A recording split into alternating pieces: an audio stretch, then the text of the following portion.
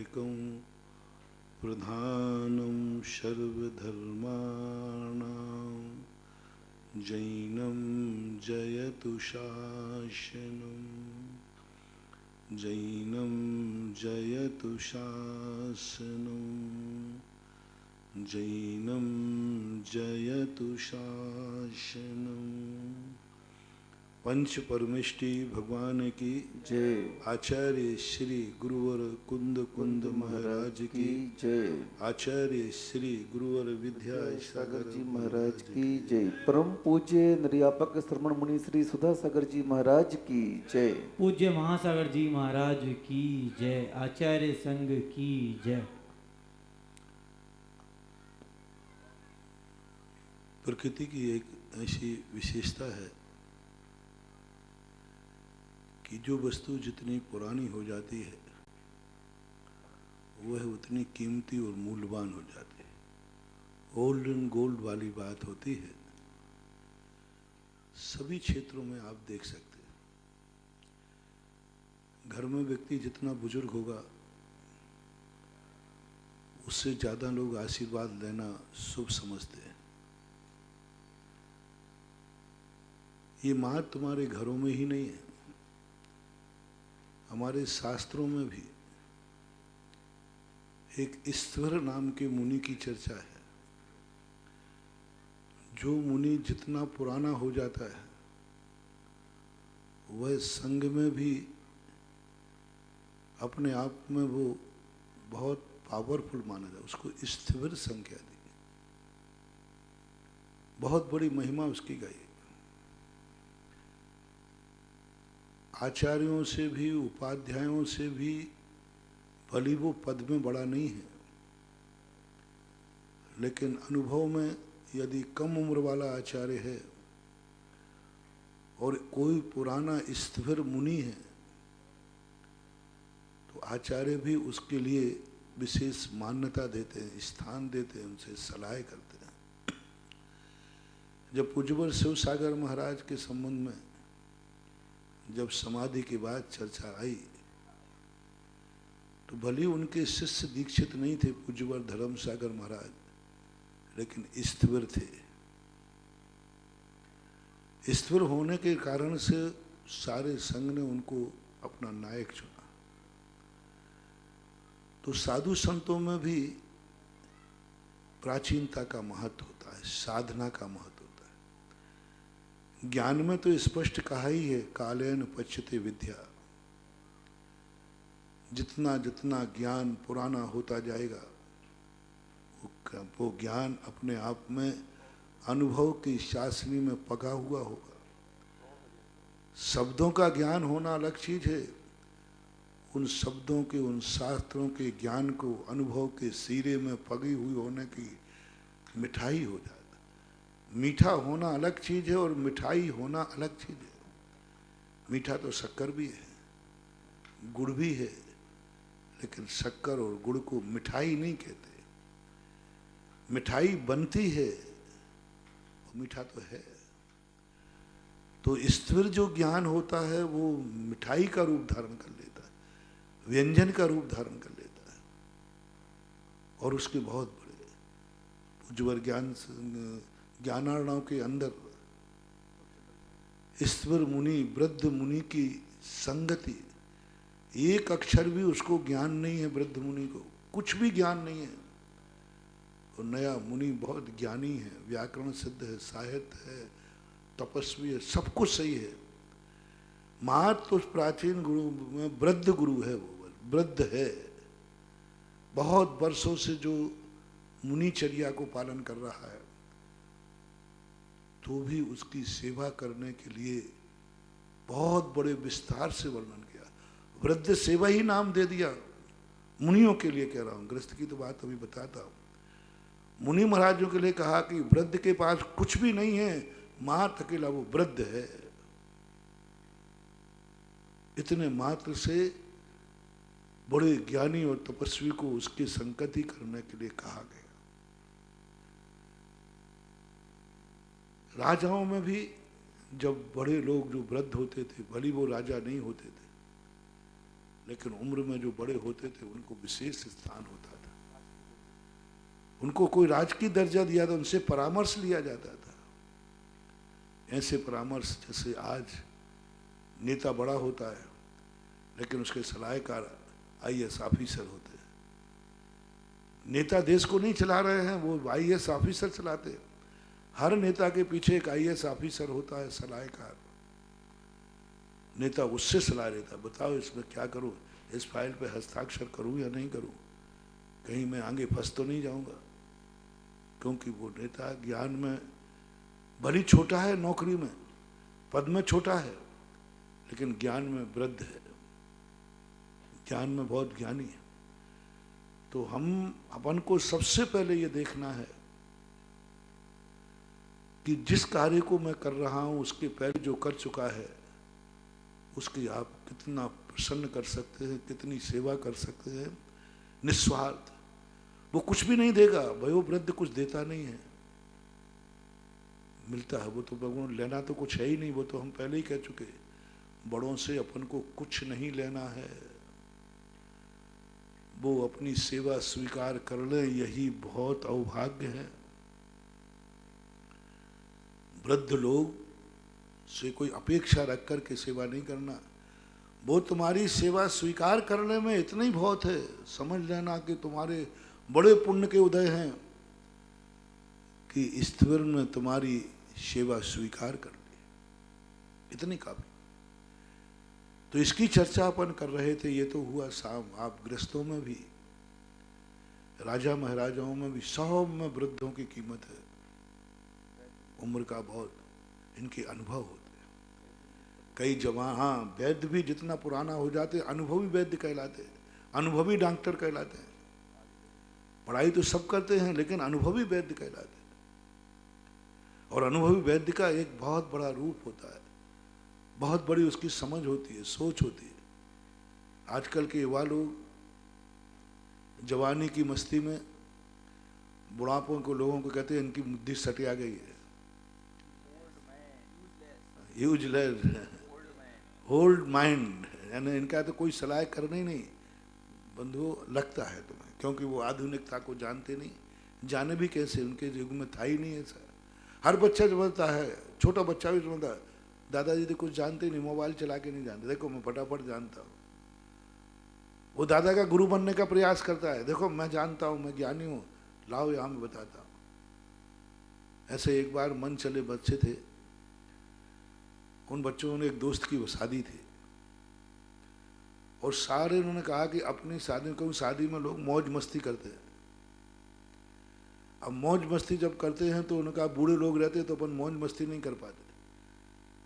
तो दूल्हा राजा को प्रसन्न करके निर्णय हुआ कि बारात में कोई बूढ़ा नहीं जाएगा, इस उम्र से बड़े लोग कोई भी नहीं जाएंगे। शर्त रख दी गई, सब कर लिया गया। अब दूल्हा तो जो कहे तो माने, ठीक भाई जाओ। सारे जवान जवान बारात में पहुंचे।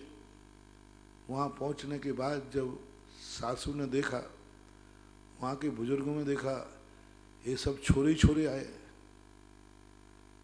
इन छोरों का क्या भरोसा, अभी पीले में तो सब दुल्हन एक तरफ पड़ी रह जाएगी, दूल्हा एक तरफ पड़ा रह जाएगा, इनका क्या भरोसा, अभी पीले मौज मस्ती में है। तो बताते हैं, कोई हमें पूरा ज्ञान नहीं है, कि जब बारात लगती है तो सब लोग कुछ वहाँ कुछ मनोती होती, मांगते हैं, कोई कपड़ा मपड़ा बिछाते हैं। हाँ, वो सीलचंद जी को मालूम है, तो सब दुनिया के कराते ही रहते हैं, हाँ पुराने। तो वो कुछ मनोती, जो कुछ भी हो। तो उधर सासू ने कहा कि भाई बारात तो जब लगेगी, जब पहले कुआ भर शक्कर लाओ, एक कुआ भर के शक्कर लाओ, सारे छोकरों की हवा खसके। कुआ भर के शक्कर, अब मानता है। सारे छोरों की घबराहट हो गई कि कुआ भर शक्कर कर जाओ, बोले बारात लौटा दो, बारात खड़ी रही। कुआ भर शक्कर हो तो बारात लगे। सासू ने, बयान जी ने मांग ली, बारात खड़ी है। अब सारे छोकरे बोले कुआ भर शक्कर कैसे, कुआ में कोई शक्कर आती है क्या? अरे कोई थोड़े बोरी भर मांग लो, काउंटर भर, कुआ भर चाहिए। बारात स्थगित हुई, कुआवर, अब सब छोकरों का दिमाग नहीं चले। फिर किसी बुजुर्ग ने सलाह दी कि तुम्हारे यहाँ कोई बुजुर्ग आया। बोले बुजुर्ग तो हम लाई नहीं, बुजुर्गों तो हम लाई नहीं। बोले बस बारात विवाह तो जब ही हो पाएगा, आप बुजुर्ग। तो बच्चे गए, बुजुर्गों को लाए, फिर बारात लगी। अब बुजुर्ग लोग आ गए। अब सासू समझने लगे, सासू की तो जिद्द थी कि भाई कुआवर शक्कर लाओ। तो बुजुर्ग आगे आए, बोले ब्याइन जी, हमारे यहाँ के कुओं में बहुत फर्क है। कोई कुआं तो 2 हाथ का है, कोई कुआं 100 हाथ का है। अब कौन से कुएं से भर के लाऊं समझ में नहीं आ रहा मुझे। आप कुआं आप भेज दो, शक्कर में भर दूंगा। कुआं आप भेज दो ब्याइन जी, शक्कर में भर, शक्कर में तो कोई दिक्कत ही नहीं, कुआं आप भेज दो। ब्याइन जी समझ गए कि कोई बुजुर्ग आ गए हैं ये लोग। उन्होंने कहा बस आ गई शक्कर, हो गए कुआं, हमें यही जानना था। बेटा शादी में बुजुर्गों को नहीं ले रहा है तो कुंवारे रह जाओगे, ध्यान रखना। हाँ, बुजुर्गों की ज्यादा अपमानना नहीं करना। बहुत मौके पर काम आते हुए अनुभव सिद्ध है। उन्होंने ऐसे कई प्रकार की ब्याइन जियों को, इच्छाओं को निपटाया है, उनकी पूर्तियां की हैं। वो जानते हैं कि कहाँ गया। तुम्हें तो यही पता नहीं था कि ये समस्या आएगी। बड़े लोग घर के जो छोले छपाटे होते, इनको नैंग दस्तूर नहीं आते। नैंग दस्तूर तो बड़ी बड़ी वो दादी बैठी बैठी बताती रहती है कि ऐसा करना चाहिए, ऐसा करना चाहिए, वो बताती है सब दस्तूर। तो ऐसा ही होना चाहिए। अब यह चीज अपन प्रकृति में घटा रहे। पुरानी द्रव्य जो कुछ तुम्हारी जिंदगी में घटित हुआ है, उससे शिक्षा लो। अच्छा और बुरा जो कुछ भी घटित हुआ है, उससे शिक्षा लो। वो बहुत बड़ी चीज है। ये मत समझो कि तुम्हारे अतीत बुरे दिनों में थे, उन बुरे दिनों से शिक्षा लो। यदि बुरे दिन तुम्हें याद हैं, तुम कभी अहंकार में नहीं जाओगे। बुरे दिन सदा याद रखना चाहिए। क्या थे तुम्हारी औकात, क्या थी। कार्तिकेय रूपरेखाकार ने कहा कि हर व्यक्ति को वैराग्य याद करना है तो निगोद और नरकों के भाव जरूर याद रखें। नरकों में आदि में तुम थे, उनको याद रखो। आज वर्तमान में मनुष्य पर्याय में ये तुम्हें बड़े वैराग्य का कारण बनेंगे। अतीत की स्मृति आ जाए। इसी प्रकार क्षेत्र, तुम कल किस क्षेत्र में थे, उस क्षेत्र को भूलना नहीं। कहीं दुनिया में चले जाओ, जन्मभूमि को भूलने के लिए मना किया है। साधु की बात अलग है कि साधु दुई जन्मा होता है। साधु को द्विज कहा गया पूज्यवर जिनसेन स्वामी ने। द्विज कहलाता है। पहला जन्म तो उसके लिए मूल्यहीन हो गया क्योंकि उन सबको त्याग देता है। दूसरा जन्म उसका कहलाता है जिनवाणी मां से होता है, देवादिदेव अरहंत से होता है। वो धर्म का जन्म कहलाता है। तो साधु को तो दूसरे जन्म से मतलब है। और तुम्हारी गृहस्थ की बात कर रहा हूं, साधु की बात थोड़ी सी कर दे। साधु से कहा गया कि तुम्हारा दूसरा जन्म हुआ था, वो जन्मदिन मत भूलना। जन्मदिन, जब तुम्हारा जन्म हुआ था, उस दिन का प्रवचन, उस दिन के विचार, उस दिन की सामायिक, उस दिन का प्रतिक्रमण। दीक्षा दिन याद करने का अर्थ है नहीं कि हम बड़ा महोत्सव मनाएं, सब भक्तों को बुलाएं। आजकल तो लोग ग्रस्तों जैसे काम चालू हो गए। जैसे ग्रस्त लोग अपनी कहते यार भाई हमारी शादी है, आना, मेरा जन्मदिन है, शादी, अपने आप ही बोल। हाँ, आजकल लोग बनाने लगे जन्म, अपने आप दो, यार भाई मेरा जन्मदिन है, बधाई तो दे दे। स्वयं बुलाते हैं। आजकल साधु संघों में भी दीक्षा दिवस पर स्वयं साधु इतनी रुचि लेने लगा स्वयं साधु लोग दूसरों को बुलाने लगे, आओ मेरी दीक्षा दिवस है, अभी नहीं आए तो तुम मेरे भक्त काहे के। साधु नाराज हो जाता तो तुम मेरी दीक्षा दिवस पे नहीं आए, तुम मेरे काहे के भक्त हो, कम से कम दीक्षा दिवस पे तुम्हें तो आना चाहिए विनयांजलि, मैं तो तुम्हें भक्त मानता हूं। फोन जाते हैं, डायरेक्ट इनडायरेक्ट व्यवस्थाएं होती हैं, साधु रुचि लेता है। ये आत्म प्रशंसा के अलावा कुछ नहीं है। इससे गुण स्थान गिरेगा, विशुद्धि स्थान गिरेगा,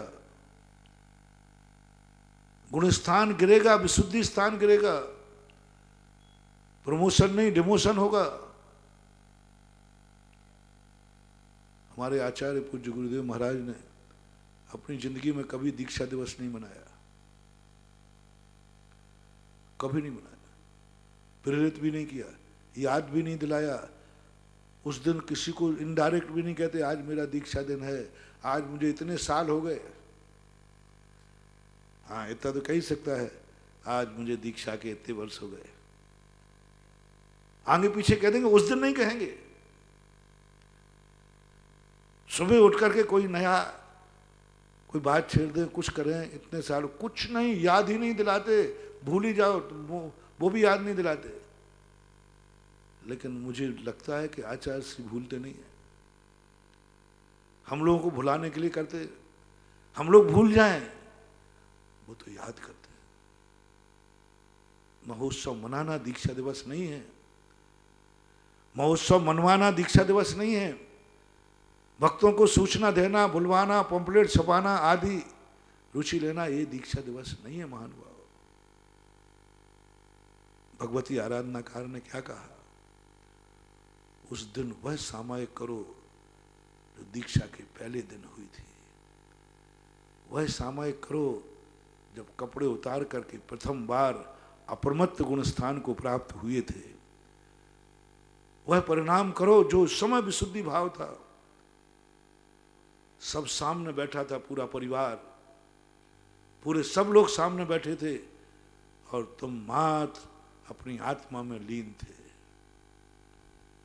तुम उस समय, जिस समय दीक्षा लेता है सच्चा साधु, उस समय उसकी चर्या अरहंत जैसी होती है। अरहंत, जैसे अरहंत भगवान के ज्ञान में दुनिया झलकती है लेकिन वो आत्मा में लीन होते हैं, ऐसे जब दीक्षा लेता है सच्चा साधु तब उसका उपयोग आत्मा में होते हैं और दुनिया सब बैठी रहती है, सब झलकती है, आंख खुली है, सब झलक रहा है, लेकिन उसके उपयोग में कुछ नहीं, उसमें तो आत्मा आ रही है। सर्वज्ञ जैसी दशा होती है दीक्षा के दिन। ऐसा ज्ञायक संबंध जोड़ो, ऐसा ज्ञायक संबंध जोड़ो, और उस ज्ञायक संबंध में वो अनुभूति आए। इसलिए कहा कि वो दिन याद रखना, इसलिए कि तुम्हारा संकल्प क्या था। कहीं संकल्प से च्युत तो नहीं हुए साल भर में, कहीं हम अपनी जो वैराग्य भाव उस समय था वो अभी है कि नहीं, कि अब हम ख्याति लाभ पूजा कितने हमने साल भर में। मैं तो कहता हूं कि दीक्षा दिवस मात्र आत्म परीक्षण, आत्म निरीक्षण का दिन है कि हम इस साल में प्रोग्रेस हुआ है या घाटा हुआ। अरे दीक्षा नहीं मनाओ तो लोग झगड़ा कर लेते हैं, बुराई कर लेते हैं, बुरा मान जाते हैं, बिहार कर देते हैं। कैसे कैसे लोगों को, समाज को कहते हैं महाराज फलाने महाराज आए मेरे यहाँ, उन्होंने कहा मेरा दीक्षा दिवस मनाओ तो रुकूंगा, और नहीं मनाया तो कितना बुरा बोल के जाते। एक दो जगह स्थान पर ऐसे महाराज आए, मेरा दीक्षा दिवस है, बोलो कितना खर्च करोगे, बजट कितना है। दीक्षा दिवस का बजट पूछ रहे हैं, दीक्षा दिवस नहीं मनाओ तो बिहार कर देंगे, नाराज हो जाएंगे। ये सब नहीं है महानुभाव, ये सब डिमोशन है। दीक्षा दिवस का अर्थ अनुभूति, उस समय की परिणति, उस समय का जो वैराग, उस दिन का दिन, उस दिन की रात्रि, उस दिन चलने का ढंग, उस दिन बोलने का ढंग। नई दुल्हन कैसे चलती है, आंख ही नहीं उठती, और बाद में देखो ऐसे आंखें फाड़ती है कि खा जाएगी। और जब नई दुल्हन आती है तो आंखें ही नहीं उठती, ऐसे चलती जैसे बिल्कुल आरिका माता जी चल रही हो। बिल्कुल नीची गर्दन किए, बिल्कुल ऐसी जैसे बिल्कुल कुछ भी, बिल्कुल सीधी सादी है। थोड़े दिन हो जाना तो फिर देखो है, आंखें ऐसे दिखाएगी कि कुछ शेरनी आई हो, शेरनी। ऐसे ही साधु भी दीक्षा के दिन देखना, जब स्टेज से उतर के आता है, क्या एक अलग रहो, एक अलग आनंद, एक अलग दृष्टि। आंख ही नहीं उठती किसी तरफ, सब कहते बाबा महाराज जी देख लो, कल तक आप ब्रह्मचारी भैया थे नहीं देख। और फिर थोड़े थोड़े दिन होकर के सब वो दिन भूल जाता है, और पता नहीं वो क्या क्या कहाँ कहाँ चला जाता है। ये तो स्वयं ही जाने, वो उसके लिए कहा गया कि वह पुरानी अनुभूतियां हमारे लिए बड़े काम आती हैं। अपने अनुभवों को, पुराने अनुभव को, अच्छे और बुरे दिन आए तब उन अनुभवों को सुरक्षित करना चाहिए और शिक्षा लेना चाहिए कैसे रूप। इसी प्रकार अपने द्रव्य के लिए, इसी प्रकार क्षेत्र का, पुराना क्षेत्र, जन्म स्थान। आप लोगों को कल मैंने कहा था कितनी ऊंचाई पे पहुंच जाना महानुभाव, अमेरिका पहुंच जाना, दुनिया में पहुंच जाना। भारत देश की एक असाधारण पहचान, जननी जन्मभूमि। जननी की बात तो समझ में आती है क्योंकि वो उपकारी है, उसने सेवा की, उसने हमें बड़ा किया, उसने हमें जन्म दिया, उसके उपकार तो समझ में आते हैं। जन्मभूमि का मतलब क्या है? मैं इस पर बहुत विचार किया, मुझे ये बात समझ में नहीं आती थी। क्या जन्मभूमि है, जन्म हुआ है, इससे क्या लेना देना, क्या मतलब? जननी की बात बराबर है, उसके तो प्रत्यक्ष उपकार है, वो तो माँ है, लेकिन जन्मभूमि से क्या लेना देना है? जन्मभूमि से क्या उपकार किया उसने? वो तो हम कहीं भी जन्म जाते, अरे जन्म होना था गाड़ी में जन्म जाते, प्लेन में जन्म जाते, कहीं भी जन्मभूमि से क्या?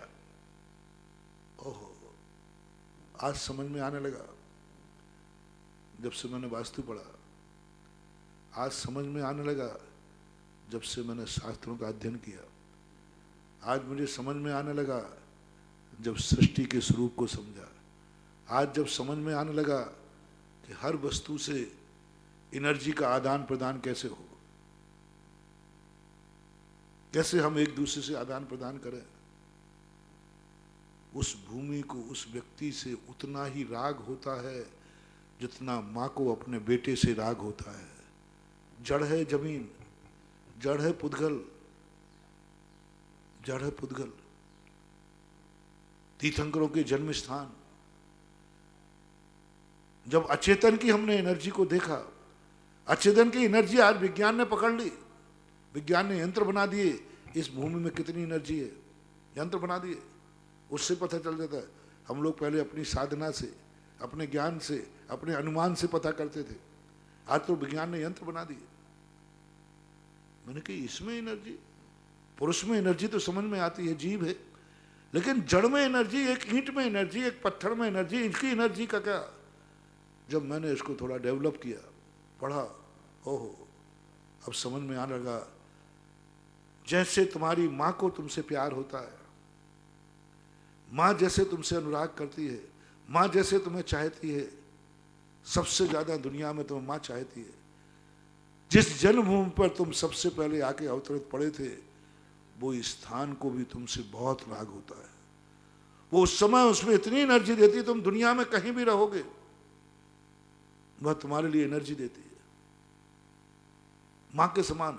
दोनों में कोई अंतर नहीं है, माँ और जननी और जन्मभूमि, ये दोनों के अंदर। तुम समझते हो कि माँ ही मुझे ताकत देती है, नहीं, नौकर वर्णाएं हैं, नौकर वर्णाएं तुम्हें जन्मभूमि से मिलेंगी। कभी बैठ के देखना महानुभाव, कभी बैठ के देखना, जिस स्थान पर तुम्हारा जन्म हुआ हो। जब तुम बहुत परेशान होते हो, मैं तो जो कहता हूं आप लोग प्रैक्टिकल किया करो। जब आप बहुत दुखी होते हो, बच्चा बहुत परेशान होता है, तो किसकी गोदी में जाके शांति मिलती है? माँ की गोदी में। माँ की तरफ दौड़ता है, बच्चे का नियम है, माँ की तरफ दौड़ेगा, माँ की तरफ जाएगा। और माँ के पास पहुंचते ही पता नहीं उसको क्या एक सुकून मिलता है, बैठते ही सुकून मिलता है उसको, एक ऐसी वरदाई मिलती है। इसलिए एक दिन मैंने कहा था 8 वर्ष तक माँ को अपने बच्चे से दूर नहीं रखना। जितना तुम निकट रखोगे, जितना तुम निकट रखोगे, मैं कुछ भी नहीं कह रहा हूं कितना निकट रखना, 8 वर्ष से बच्चे का जितना माँ बाप स्पर्श करेंगे, जितना स्पर्श करेंगे, जितना उनके शरीर का स्पर्श होगा, बच्चे की जिंदगी उतने ही पावरफुल होगी।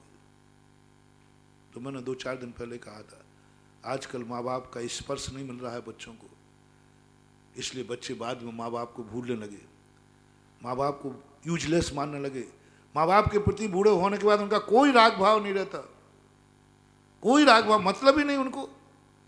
क्यों? मैं तो पूछ लेता हूँ, महाराज मेरा बाप बेटे को मैंने ऐसे पढ़ाया, इतना खर्च किया, इतना, आज बेटा मुझे पूछता भी नहीं है, आज मेरी कोई चित्र फिक्र नहीं करता, फोन भी नहीं उठाता, बात करो तो चिड़चिड़ापन होता है, बल्कि बेटा मैं मर जाऊं तो बोले मर क्यों नहीं जाती, बेटा ये जवाब दे देते। माँ बाप के बेटा मैं परेशान हूं मर जाऊं तो बोले मर क्यों नहीं जाते। मैंने कि ऐसा बोल दिया? मैंने हाँ। तो मैं पूछता हूं, बेटे के जन्म के बाद तुमने बेटे को अपने पास सुलाया कब तक, या उसका कमरा अलग किया? कितने बार आप उसका स्पर्श करते थे?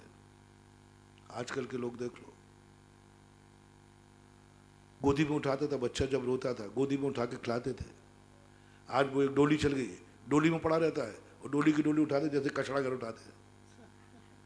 डोलची डोलची बन गई, सब्जी की डोलची होती थी, आज बच्चों की डोलची हो गई, बिल्कुल डोलची जैसी होती है। मैं देखता रहता हूँ सब, यहाँ मैंने गया काम से तो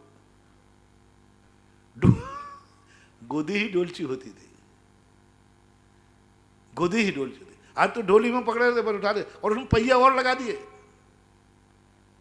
अब पहिया लगा दिए तो बस वो जा रहा है, जैसे खचोड़ते जाते ना, ऐसे खत्म हो रहा है। स्पर्श दो बेटे को, जितने बार स्पर्श करोगे।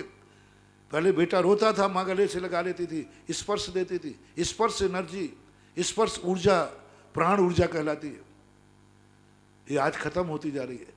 स्पर्श ऊर्जा प्राण ऊर्जा कहलाती है।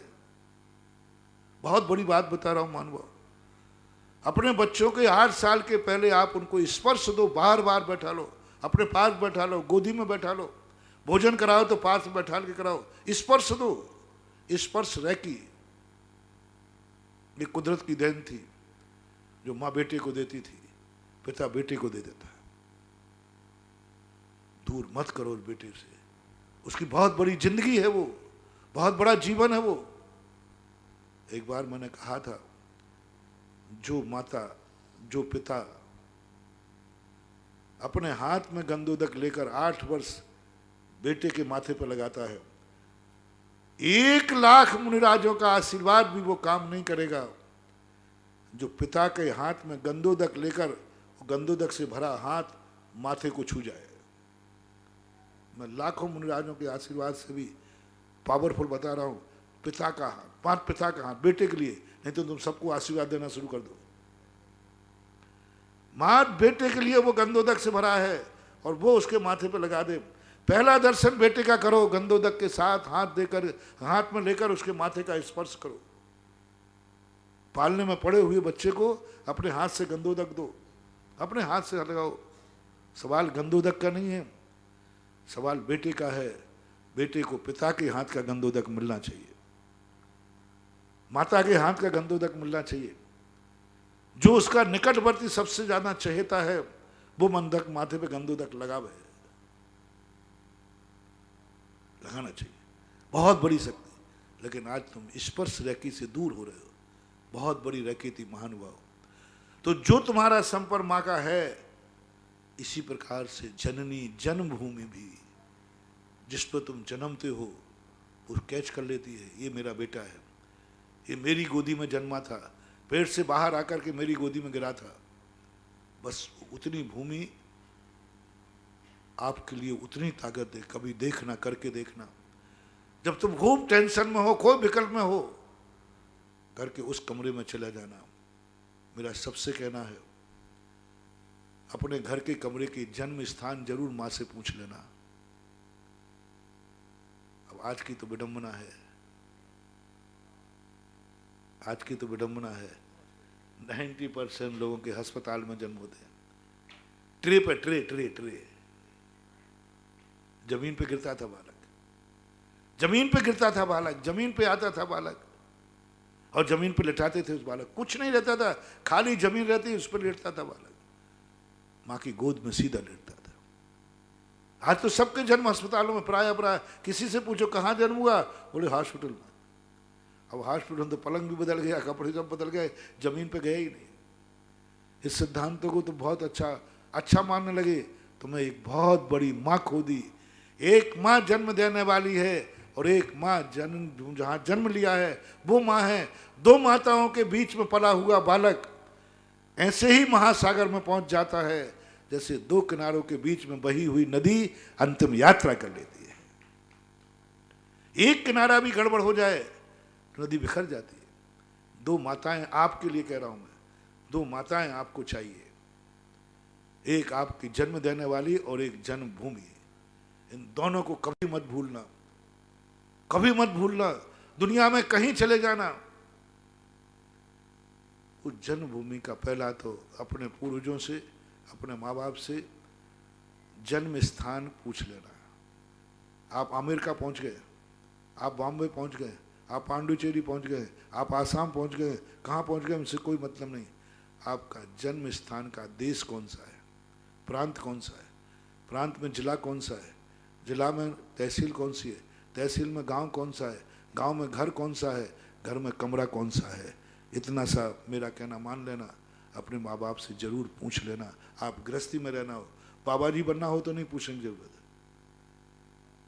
साधु बनना हो तो पूछने की जरूरत नहीं है, उनके लिए दूसरी जन्मभूमि है। उससे जरूर पूछ लेना, माँ से, और उस स्थान को जैसे बने तैसे सुरक्षित करना। उस मकान को बेचना मत। बिक गया है तो थोड़ी सी अनुमति उसे मांगना, इस स्थान पर क्या मैं कभी साल में एक बार 5 मिनट के लिए आ सकूंगा, आ सकूंगा। यदि आ सको तो ठीक है, चलो। मकान नहीं बचा सकते महाराज हम लोग, बेच नहीं पड़ेगा, क्या करेंगे, दूसरे कब्जे करेंगे, हम वहां आएंगे नहीं, कोई बात नहीं। तुम 45वां दिन मंदिर में गए थे, तुम्हारी जन्मभूमि को उठाकर मैं मंदिर में ला रहा हूं, क्योंकि जब तुम जन्म हुआ था माँ उस दिन शाम को, उस दिन सवेरे मंदिर में गई थी, प्रार्थना करके आई थी, महाराज भगवान अंतिम महीना चल रहा है, बेटे का जन्म देना है, आपका भगत पैदा होगा, आपका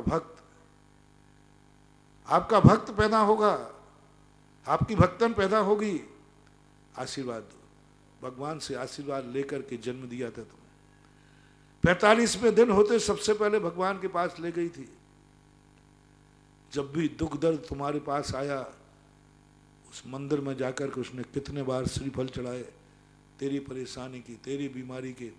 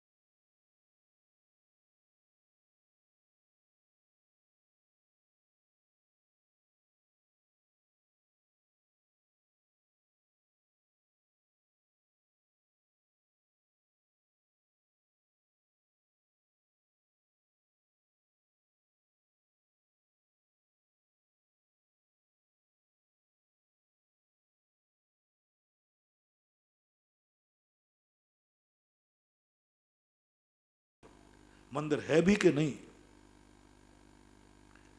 मंदिर उठा लिया है तो मैं बहुत बड़ी बात बोल रहा हूं, सारे लोग जो जो उस गांव से उठ गए हैं और मंदिर उठ गया है, मेरा कहना है वहां एक मंदिर बनवा लो। मूर्ति कहीं पहुंच गई है तो उसको वापस लाओ। मंदिर उठाओ मत, उठे हुए मंदिरों को विराजमान करो। बहुत ताकत दे रहा हूं, बहुत बड़ी संपत्ति खजाना दे रहा हूं तुम्हें। गांव से मंदिर उठ गया हो तो कहीं मूर्ति गई हो तो उस मूर्ति को वापस लाओ गांव में और गांव में बैठा लो। और तुम लोगों के लिए आदेश है, कहीं भी जाओ वो जन्म स्थान के भगवान को नहीं भूलना। सबसे बड़ा अतिशय है, मैं कह रहा हूं। चाहे भली मैं सांगानेर की प्रशंसा करूं, चांदखेड़ी की, बिजोलिया की, गोलाकोट की, गुणोदय की, हनुमान ताल, कहीं की भी करूं, तुम्हारे लिए सबसे बड़ा पावरफुल वो स्थान है जिस स्थान पर तुम्हारा जन्म हुआ था। मंदिर उठाओ मत, मंदिर वो तुम्हारे लिए बहुत ताकत देगा। जब भी तुम पहुंचोगे तो ऐसे ही शक्ति देगा जैसे तुम बाहर जाकर के माँ इंतजार करती है, और जब तुम पहुंचते हो माँ का आनंद, माँ की एनर्जी, माँ की ऊर्जा भर देती है तुम्हें बौछारों से। मेरा बेटा आया है अमेरिका से, मेरा बेटा आया है फलाने स्थान से, मेरा बेटा बाहर गया था, आ रहा है। ओहो, इतनी ऐसे ही वो मंदिर, हमारा बेटा बाहर कमाने गया था, हमारा बेटा बाहर रहता है, आज मेरा बेटा, आज मेरे भक्त का बेटा इस मंदिर में आ रहा है दर्शन करने। वो मूर्ति तुम्हें इतनी एनर्जी देगी कि पूरे साल भर की तुम्हारी जिंदगी की सुरक्षा कवच, जिंदगी का अमृत बरसा देगी। एक बार जरूर महानुभाव, पूरे जगत से मेरा कहना है, जन्मभूमि के मंदिर में साल में एक बार जरूर जाना, जरूर जाना। कैसे टाइम निकाल लो। आप दुनिया भर के टाइम निकालते हो, दोस्तों की बारातों में निकालते हो, दूर घूमने जाते हो, कहीं सब जगह जाते हो आप लोग। आप कितने भी व्यस्त व्यक्ति हो, एक आध दिन का टाइम तो निकाल ही लेता है। कम से कम साल भर में एक छुट्टी निश्चित कर लो। बहुत करुणा दया करके कह रहा हूं, मेरे आशीर्वाद की तुम्हें जरूरत नहीं है। मैंने यहां तक कह दिया कि तुम प्रतिदिन मंदिर जाते हो कि नहीं जाते, मैं ये भी तुमसे नहीं पूछूंगा। मैं ये भी नहीं पूछूंगा संवेद शिखर गए कि नहीं, मैं ये भी नहीं पूछूंगा कि तुमने तीर्थ यात्रा की नहीं। बस एक आज सारे भक्तों को आदेश देना चाहता हूं कि साल भर में एक बार उस जन्मभूमि वाले मंदिर के जरूर दर्शन करना। कहीं भी हो दुनिया में, लंदन में हो, कहीं हो, विदेश में हो, तो जब भी तुम्हें वीजा मिले, कहूं पराधीन हो, यहां आओ तो दुनिया में कहीं जाना या नहीं जाना, सीधी गाड़ी उठाओ, जन्मभूमि के मंदिर पर जाकर के धोख दो। देखे देखो, करके देखो तुम। जब तुम कहीं अशांत हो जाओ, जब तुम्हारे मन में कोई टेंशन हो, गाड़ी उठाओ और जन्मभूमि के गांव में जो मंदिर है वहां जाकर के 5 मिनट बैठ जाइए, 5 मिनट बैठ जाइए। परिचय कराई, भगवान मैं वही हूं, इस भूमि पर हमारा जन्म हुआ था, 45वें दिन मैंने आपका दर्शन किया था, मेरे बाप दादे आपका ही अभिषेक करते थे, हमारे लिए बाल करके बड़ा किया आपकी कृपा से। बस ये भावना वहाँ भाना, मैं वहाँ भावना ये भावना नहीं भेजाऊँ कि तुम अनंत चतुष्टय का ध्यान करना केवल का, नहीं नहीं, वो तो कहीं भी कर लेंगे अपन, वो तो कहीं कर लेंगे। भगवान के 46 मूल गुणों का चिंतन नहीं, वो तो कहीं भी कर लेंगे। मात वहां जानना, कुल देवता मान के जाना कुल देवता मान के जाना, और वही व्यवहार करना जो किया जाता है। अपना परिचय बताना, अपने उपकार बताना, अपने एहसान बताना। भगवान मैं आपकी कृपा से आज दुनिया में हूँ, इसी माटी में जन्मा था, मैं यहीं आता हूँ। सारी बातें उनके सामने एक जाप दे के आ जाना। 5 मिनट भी बैठ जाओगे, तुम खुद क्या पाओगे, प्रैक्टिकल करो। जब भी तुम्हारे घर में लगन और सगुन हो, पहला श्रीफल जन्मभूमि वाले बाबा को भेजना, जरूर भेजना। बहुत खर्चा कर लेते आप लोग, एक नारियल भेज देना, मेरे कहने से भेज देना, मेरे नाम से भेज देना। एक नारियल वहां जरूर बोलो जो तुम्हारे जन्म के देवता हैं, कुल देवता है। एक नारियल भेजो। जब भी दुख दर्द की बीमारी आए, आप उस देवता के पास एक नारियल भेज दो। हो सके तो जाकर वहां शांति धारा करो, वहां की शांति धारा करो, पावरफुल है। सारे तीर्थ क्षेत्रों की शांति धारा मेरे हाथों के द्वारा, मेरे मुख से कराई हुई शांति धारा से भी पावरफुल शांति धारा वो है जो तुम्हारे जन्मभूमि के स्थान के देवता है। कैसा भी संकट आवे, वो जन्मभूमि वाले बाबा को जाके अभिषेक करो, गंदोदक लो, चमत्कार देखो, प्रैक्टिकल करो उसका, जन्मभूमि वाले स्थान का। बहुत बड़ा फायदा। और वो क्या होगा, अब जितने लोग जिन जिन गांवों से उठ गए हैं, उन सबको साल भर का एक दिन निश्चित करना है। अपने जन्मदिन पे आओ तो कोई आपत्ति नहीं है, लेकिन साल का एक दिन निश्चित करो कि हम अपने जन्मभूमि भगवान के पास साल में एक बार सब इकट्ठे होंगे, और एक बार सब इकट्ठे होकर के विधान करो, सब एक दूसरे को शेयर करो। अपने पूर्वज यहाँ रहते थे, यहाँ ये था, ये था, ये करके भगवान जी का विमान जी निकालो, और विमान जी निकाल करके उनका अभिषेक करके आ जाओ। बस साल भर में एक बार कर दो। तुम्हारे पूर्वजों ने तो मंदिर बनाया था, और तुम्हारे एक दिन के जाने से वो तीर्थ बन जाएगा, तीर्थ बन जाएगा, ध्यान रखना। हाँ, कितने ही तुम ललितपुर में आके अपनी दुकान जमा लो, अनोरा में मंदिर है भी है। कल केलगुआ में तो अभी बेदी बना ही रहे, कह रहे थे वो। कामरा तुम कहाँ गए हो? सबके मंदिर होंगे। और ललितपुर तो बाहर ही से बसा है पूरा, बाले वाले है, कोई कहीं वाले, कोई कहीं वाले, सब बाले ही वाले हैं। तो सबके लिए संदेशा है, करो मान, एक दो साल कर लो, चलो मेरी कहना ज्यादा नहीं मान सकते हो, एक दो साल के लिए मान लो। एक दो साल में तुम खुद मेरे पास चिल्लाते कहोगे, महाराज जो तुमने कहा था वह सब कुछ मैंने पा लिया, तीर्थ बन जाएगा।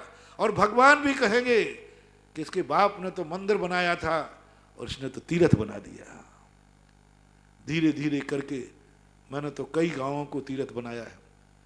मैंने कई जो मंदिर थे वहां पूजा पाठ के लिए बने थे, आज वे जगत व्यापी तीर्थ बन गए। आप लोग करें, पुरानी वस्तु को प्रति आप भले चले गए हैं, लेकिन अटैचमेंट रखो। ठीक है, आपकी जाने की मजबूरी है, आज जैनी गांव में नहीं रह सकता, मेडिकेशन, एजुकेशन, सब कुछ व्यवस्थाएं नहीं है, कोई बात नहीं, मैं तुम्हें नहीं रोक रहा हूं। मैं तुम्हारे लिए याद दिला रहा हूं, एनर्जी वहीं से लेना, वो तुम्हारा है, वो तुम्हारे लिए है, वो पर्टिकुलर तुम्हारे लिए है।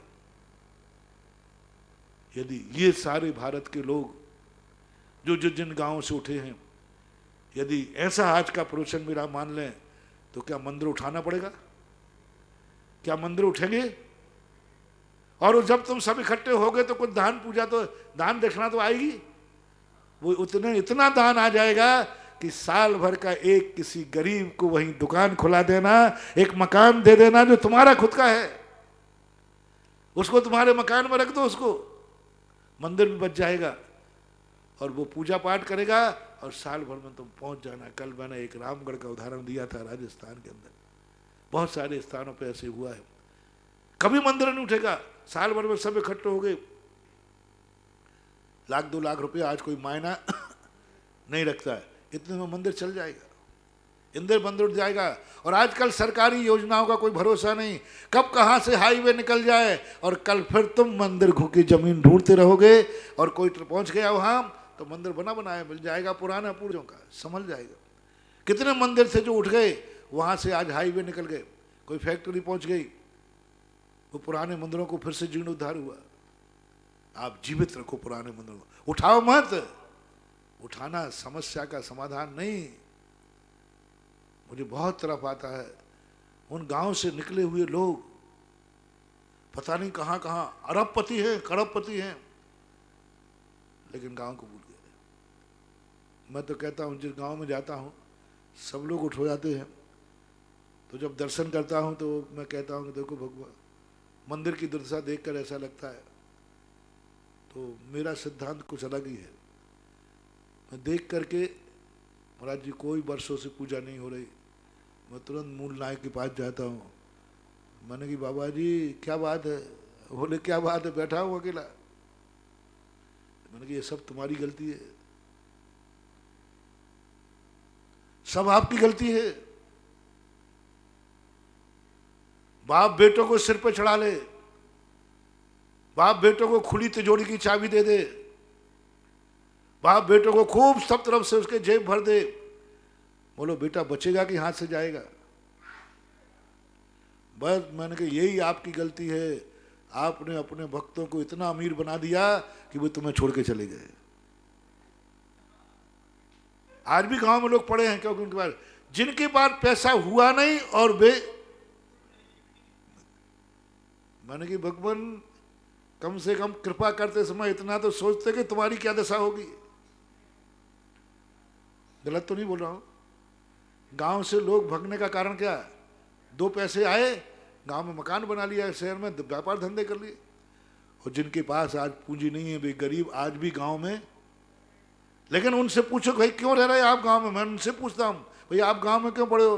अरे बड़ा आज अपनी तो अपनी हिम्मत नहीं, शहर में नुका ना तो मकान बना सकते हैं, ना व्यापार कर सकते हैं, ना गाड़ी घोड़ा कर सकते, इसलिए गांव में जो पड़े हैं वो गरीबी के कारण पड़े हैं।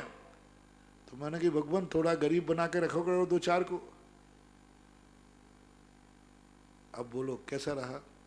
अब दो में से कोई एक काम करूंगा मैं, या तो तुम्हें दिवालिया बनाऊंगा सो तुम गांव में रह जाओगे, और या फिर एक दिन दिवाली मनाओ तुम वहां, तो तुम्हारा भी काम हो जाएगा और भगवान का भी काम हो जाएगा। या तो दिवालिया बन करके रहो, या साल में एक बार की दिवाली, एक दिन साल भर में जाकर उस मंदिर की दिवाली मनाओ। दो में से कोई एक करो, आना तो पड़ेगा। एक बार मैंने कहा था मेरा संकल्प है कि मैं हर जैनी को, क्योंकि मैं जिस कंपनी का सेल्समैन हूं, मैं उस कंपनी का बहुत वफादार सेल्समैन हूं। मेरी कंपनी है जिनेन देव, जैन धर्म। और मेरा भाव है कि मैं जिस गांव में मंदिर है, मैं भगवान से, भगवान कहते क्या बोले, भगवान 75% लोगों को मैं तुम्हारे चरणों में लाऊंगा। प्रयास तो 100% का है, जितने घर है सबको लाऊंगा। कैसे लाएगा? ये तो आते ही नहीं है। मैंने कि कंपनी वाला माल नहीं बेचता, माल तो सेल्समैन बेचता है। आप कंपनी के मालिक हो प्रभु, बैठे रहो मंदिर में, बैठे रहो। आप तो मुझे आशीर्वाद दो, सेल्समैन हूं, हमारा कमीशन पक्का रहना चाहिए। आशीर्वाद मुझे दो, और फिर जैसे बनता है तैसे आपकी भाषा में बोलता हूं, आपकी भाषा में बोलता हूं, समझाता हूं आपको, लोभ से, डर से, भय से, यथार्थ से परिचय कराता हूं। और मंदिरों में कम से कम 50-60% भीड़ तो लगवा ही देता हूं। और जो 40% रह जाते हैं ना, 30%, वे कान खोल के सुनो। सुधा सागर है, जो ठान लेता है वो करता है, जो कह देता है वो होता है। जो ठान लेता हूं वो करता हूं, और जो बोल देता हूं निकल जाता है वो होता है। और मेरी तमन्ना है कि तुम्हें एक दिन मंदिर में बुलवाऊंगा, अच्छे से आ जाओ। बहुत करुणा दया करके कह रहा हूं, अच्छे से आ जाओ, सुखी दिनों में आ जाओ, अच्छे दिनों में आ जाओ, अच्छे दिनों में आ जाओ। भगवान मान के आ जाओ, देवता मान के आ जाओ, प्रभु मान के आ जाओ, जो तुम मान, आ जाओ, आ जाओ, कोई बात नहीं आए तो एक दूसरा तरीका है, दुखी करके। और मुझे मालूम है तुम्हारी आदत, जब तुम दुखी होते हो तो भगवान के तो क्या, गधा से भी बाप कहते हो। क्या कहते हैं ना, अटके पे गधा से भी बाप कहते हो। गधे की भी पैर धो लोगे तुम अटके पे। मुझे मालूम है तुम्हारी एक नस है। ये जो 30-40% लोग हैं ना, ये मुझे कोई धर्म नहीं मानता हूं, मैं कुछ भी नहीं मानता हूं। काय का अभिषेक, क्या होता है शांति धारा से, क्या होता है अभिषेक से, क्या होता है भक्तांबर से। इन गुंडों की नस मेरे पास है।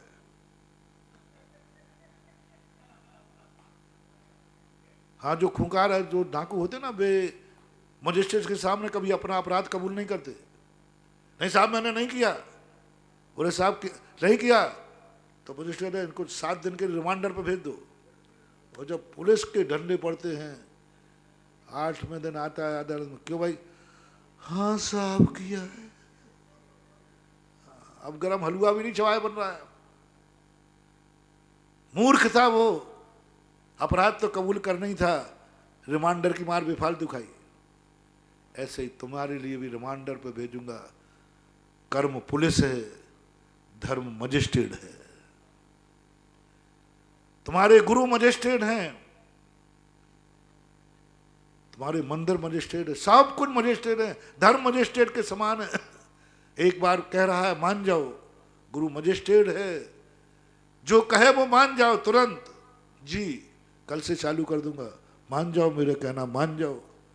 जिनवाणी माँ तुम्हारी मजिस्ट्रेट है, ला की किताब है, वो जो कहे मान जाओ, मान जाओ। वो पूछ रही है ऐसा करना तो मैं मान जाओ, तुरंत मान जाओ, अन्यथा कर्म पुलिस थाना है।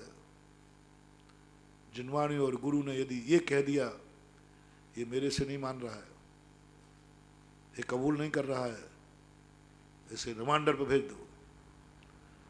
और कर्म जब रिमांडर पर लेगा महानुभाव, पुलिस की मार कभी मत खाना।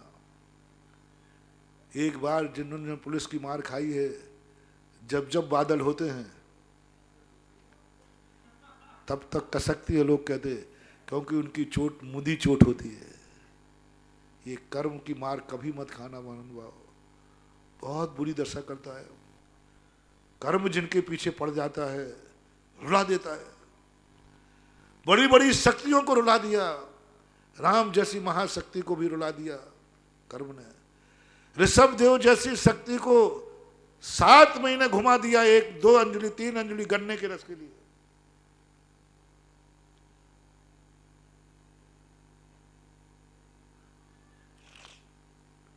कितनी बड़ी बात, 3 अंजलि गन्ने के रस के लिए 7 महीने घुमाया। कर्म बहुत सबसे ज्यादा, इस कर्म की बलिहारी के लिए समझना, समय हो गया, कर्म की बलिहारी के लिए समझना, कर्म की बलिहारी बहुत बड़ी स्थिति है। कभी कर्म के चक्कर में कम से कम कर्म के रिमांडर पर मत जाना, मान बहुत बुरी मार मारता है, बहुत। कोई दया नहीं, कोई दया नहीं। ऐसे टुकड़े करेगा, तिल तिल टुकड़े करे देह के कर, ऐसी गर्मी की कढ़ाई में डाल देगा कि मेरू समान लोहे पिघल जाए, ऐसी शीत उष्णता है। कोई दया नहीं करेगा, ऐसी भूख लगेगी 3 लोग को नाज खाए तो भी ना मिटे, ऐसी प्यास लगेगी चिल्लाएगा। रिमांडर पे लेने वाला पानी मांगता है, देता नहीं वो, कबूल कर पहले, कबूल कर पहले, तब पानी मिलेगा। ऐसे ही कर्म कहता है फेंक दो इसको नरक में, एक एक बूंद पानी को तरस कर चिल्लाओगे तुम, वहां प्यास इतनी है कि पूरा सागर पी जाओ, पढ़ना बूंद लहाए, वहां फिर तुम कबूल करोगे, वहां कबूल करोगे तुम, और चिल्ला चिल्ला कहोगे हाँ अब मैं मानूंगा। महाराज ने ये सब बातें, मैंने एक बार कहा था ना कि मेरा प्रवचन कभी निरर्थक नहीं जाएगा, अभी मत सुनो। मैंने कहा था ना, पहले बड़ा मैं उदास हो जाता था कि मैं इतना प्रवचन दूं, कोई सुनते ही नहीं, इनके कान पे जुआ ही नहीं रेंगता, ये मानते ही नहीं है। तो जिनवाणी ने कहा बेटा चिंता मत कर, तेरा प्रवचन कभी खाली नहीं जाएगा। यहां नहीं सुना, नरकों में जब मार पड़ेगी तो रह रह के आएंगे गुरुदेव के वचन, वहां बदियान लगाएगा मुझे कष्ट ऐसा हुआ, तब प्रवचन आएगा, अरे महाराज जी ने समझाया था, मैंने वो मार्ग नहीं अपनाया, मैं मंदिर नहीं गया, मैंने अभिषेक बल की हंसी उड़ाई थी, उसका परिणाम। वहां से कहो गुरुदेव अब नियम लेता हूं, अब बेटा अब मैं वहां नहीं जा सकता, मैं जेल में नहीं जा सकता, जेल के बाहर समझा सकता हूं। सजा बोलने के बाद धर्म पापी को नहीं बचाता, धर्म पाप से बचाता है। क्या कहा? धर्म पापी को नहीं बचा सकता, धर्म पाप से बचा सकता है। धर्म कहता है पाप से बचा सकता हूं मैं, आप पाप से बच जाओ। नहीं, पाप करने के बाद पापी को बचा लो। धर्म कहता नहीं, पापी को मैं नहीं बचा सकता, पापी को तो सजा भोगना ही। पाप तुम कर चुको, पाप करने के पहले पाप से सूत्र बना लो अपनी जिंदगी का। धर्म पापी को नहीं बचाएगा, पाप से बचाएगा। इसलिए पाप करने के बाद तुम धर्म के पास आओगे, धर्म तुम्हारी कोई सहायता नहीं करेगा। और पाप करने के पहले आओगे तो धर्म जरूर तुम्हें पाप से बचा लेगा। इसलिए फिर कुछ भी कुछ नहीं चलेगा। वहां तुम मेरा प्रवचन सुनोगे, याद करोगे, फिर क्या होता है, अब तो भोगना ही है सजा। इसलिए मेरा कहना है, रिमांडर पर जाने के पहले कर्म की मार से खाकर, दुखी होकर, परेशान होकर आओगे। मैंने अच्छे अच्छे लोगों को देखा है राजस्थान में, जो मेरी शांति धारा की हंसी उड़ाते थे, जो भक्तांबर की हंसी उड़ाते थे। इससे क्या होता है, क्या होता है। अभी यही बिजोलिया के अंदर एक सज्जन की शांति धारा आई, पहले की बात है, लॉकडाउन के पहले की। वो हमेशा बुराई करते थे, निज मंदिर में शांति धारा चलती थी, और उन्होंने शांति धारा का नाम लिखा दिया, 1,11,000 की बोली ली। मैं नाम पढ़ती, मैंने कहा ये व्यक्ति शांति धारा करा रहा है। तो मैंने कहा आया है, वो आया है। मैंने क्यों भाई, क्या बात है, शांति धारा से क्या होता है।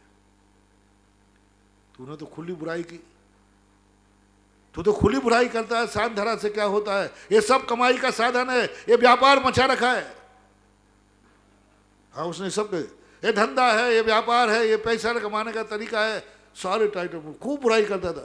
बोले आज क्या होगा, तूने तो 1,11,000 की ऊपर की बोली थी, 1 से तो ऊपर की थी, ये क्या किया तूने, पैसा बर्बाद हो गया। रो पड़ा, बोले महाराज जी करा दो। मैंने कहा भाई दुश्मन की तो नहीं कराऊंगा, दुश्मन के साथ तो दुश्मनी का व्यवहार होगा, मैं तो नहीं कराऊंगा तेरा। वो सुरेश जी खड़े हों, वो कर लेंगे। रो पड़ा, उन्होंने कहा महाराज जी आपसे कराऊंगा। मैंने क्यों, कुछ नहीं होता है शांति धारा में, क्या होता है, ये तो धंधा है पैसा कमाने का। जो जो भाषा उसने बोली वही मैंने बोली। क्या क्यों, तू तो ज्ञानी आदमी है, होशियार आदमी है, तू क्यों ठगी में पड़ रहा है।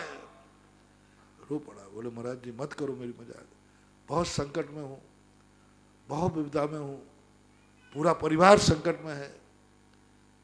तो मैंने कहा कि भाई संकट में हमारी शांति धारा काम नहीं करती है, ये कोई डॉक्टर की दुकान नहीं है, ये तो श्रद्धालुओं को काम करती है।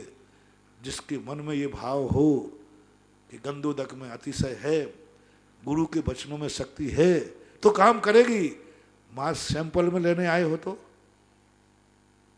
उन्होंने कहा नहीं महाराज मैं जिंदगी में नियम लेता हूं, आज के बाद कभी गंधोदक की बुराई नहीं करूंगा। और लो महाराज, मैंने कहा इतने से काम नहीं चलेगा, आगे और बोलो। वो समझ गया कि महाराज जी क्या चाहते हैं। बोले महाराज जिंदगी भर का नियम लेता हूं, बिना अभिषेक और गंधोदक किए भोजन नहीं करूंगा। अब मैं जिंदगी भर के लिए करूंगा, श्रद्धा मेरी जम गई कि इसके बिना हमारा कार्य नहीं होगा। और वो फिर शांति धारा कराई मैंने। मैं तो किसी को दुश्मन मानता नहीं, लेकिन फैंसी ड्रेस जरूर करता हूँ, डराता धमकाता जरूर हूँ, जानना का इतना बीतरागी भी नहीं हूं मैं कि मैं मेरे प्रतिकूल जाने वालों को मैं बिल्कुल ही भूल जाऊं। दुश्मनी तो रखता नहीं हूं, लेकिन टॉर्चर किए बिना रहता नहीं हूं, उड़ाए ना तो दूंगा। औकात तो बताऊंगा कि आ गए बेटा वहीं जहां से तुम गाली देके गए थे, जिस भारत को लात मार के गए थे 1962 में बांग्लादेशियों को आना वहीं पड़ा। आज तुम्हारे धर्म की मजाक उड़ा रहे थे, गंधोदक की भक्तांबर की, कल वहीं आओगे। और ये दावा करता हूं सारे भारत को, जो गंधोदक की शांति धारा की भक्तांबर की इनकी मजाक उड़ा रहे हैं, मेरा दावा है एक दिन इसी की शरण में तुम्हें आना पड़ेगा, आना पड़ेगा, आना पड़ेगा। दिवालिया होके आना पड़ेगा, लेकिन आना पड़ेगा। ये दूसरा तरीका है, दिवालिया होके आओगे। पहला तरीका था दिवाली के दिन आ जाओ, पहला तरीका था दिवाली के दिन आ जाओ, अच्छे दिन चल रहे हैं, अच्छे दिन चल रहे हैं बहुत, दिवाली के दिन आओ। मैं तो अपने भक्तों से कहता हूं जब जब तुम्हारे अच्छे दिन चलें, दिवाली के दिन भगवान के पास आओ और दिवाली मनाओ। दुख में सुमरन सब करे, सुख में करे न कोई, और जो सुख में सुमरन करे तो दुख काहे हो। अच्छे दिनों में अपन करेंगे, दुख आएगा ही नहीं, आना तो पड़ेगा। और दिवालिया होके आओगे, दुखी होके आओगे, परेशान होके आओगे, क्या मुंह से करोगे। कम से कम अच्छे दिन में आओगे, और फिर बुरे दिन में भी आएंगे तो भगवान कहेंगे निस्वार्थ आदमी है। अच्छे दिन में भी आता था तो बुरे दिन में भी आएगा, और बुरे दिन में आओगे तो समझेंगे स्वार्थ ही कहेगा। अच्छे दिनों में तो गार्डन घूमने जाता है और बुरे दिन में यहां मंदिर में आता है। अच्छे दिन कहां बीतते तुम्हारे? गार्डन में, होटलों में। और बुरे दिन कहां बीतते हैं? बाबा जी के पास। तो बाबा जी इतने बुद्धू नहीं है, थोड़ा तो उलाहना देंगे, थोड़ा तो परेशान करेंगे, उतने जल्दी असर नहीं होगा। और उसके काकताली न्याय से उसका हुआ। बाद में आभार में भी शांति धारा की आकर के, और क्या रोया, महाराज मुझे प्रायश्चित दीजिए, मुझे प्रायश्चित देकर के कहिए कि मैं अब भविष्य में जो मैंने आलोचना की है, अब मैं जन्म जन्म तक भी कभी जैन धर्म की क्रियाओं का चमत्कार समझ गया। लेकिन ठोकर खाने के बाद समझे, ठोकर खाने के बाद नहीं, अपन पहले समझे। और अपनी जो ओल्ड जो बात जो आज मैं कह रहा हूं कि सब गांव वालों से, सब शहरों में जो आके बच चुके हैं, आज ही के बाद सभी लोग अपने अपने गांव का एड्रेस अपने माता पिताओं से लेवें, जहां तुम्हारा जन्म हुआ था, पता करें। और इसी साल सबको ये प्लान बनाना है कि अपने अपने गांव में एक बार साल में जाकर के उनका अभिषेक लेना है। पुरानी वस्तु के ऊपर चर्चा चल रही थी कि पुरानी वस्तु में ताकत कितनी होती है। और ये वस्तु आई थी, एक पेड़ से शुरू हुई थी अपनी कल कहानी कि इस पेड़ से पुराना संबंध ढूंढो। नए संबंध तो धोखेबाज होते हैं, पुराने संबंध वफादार होते हैं। नए संबंध बनाना पड़ते हैं, पुराने संबंध बने बनाए मिलते हैं। कहीं तुम रहोगे, प्रवासी बन के बनाना पड़ेगा, और जहां तुम थे वो तो अपने आप बन गया। इसलिए पुराने संबंध हमने बनाए नहीं थे, बने थे। जो संबंध अपने आप बने थे, उन संबंधों से संबंध रखो। जो तुम्हें बनाना पड़े हैं, जो तुमने आके बनाए हैं, वे तो टूट भी जाएंगे। लेकिन जो अपने आप बने हैं, उन संबंधों को याद करने की बात कर रहा था। समय आपका हो गया, आगे अपनी चर्चा पे अपन और विचार करेंगे और सोचेंगे। ओल्ड एंड गोल्ड, पुरानी चर्चा, पुरानी जी, इस सारी सृष्टि के एक एक कण को अपन को ओल्ड करना है, एक एक संबंध को अपन ओल्ड जानना है। नए संबंध नहीं, पुराने संबंधों की बही खाता निकालना है। नए संबंधों की तो अपन बाद में बना लेंगे, कितने संबंध बनाना वो तो बाद में। अभी तो पहले पुराने संबंध कितने थे जिनको हम भूल चुके हैं, और किन किन से हमारे संबंध रहे हैं अतीत में, उस अतीत का बही खाता अपन खोज रहे हैं। महावीर भगवान की जय। निर्यापक क्षमण मुनि पुंगव श्री सुधासागर जी महाराज की जय। जिनवाणी के ज्ञान ते सुजे लोकालो, सोवाणी मस्तक नमो सदा दे थोड़ो।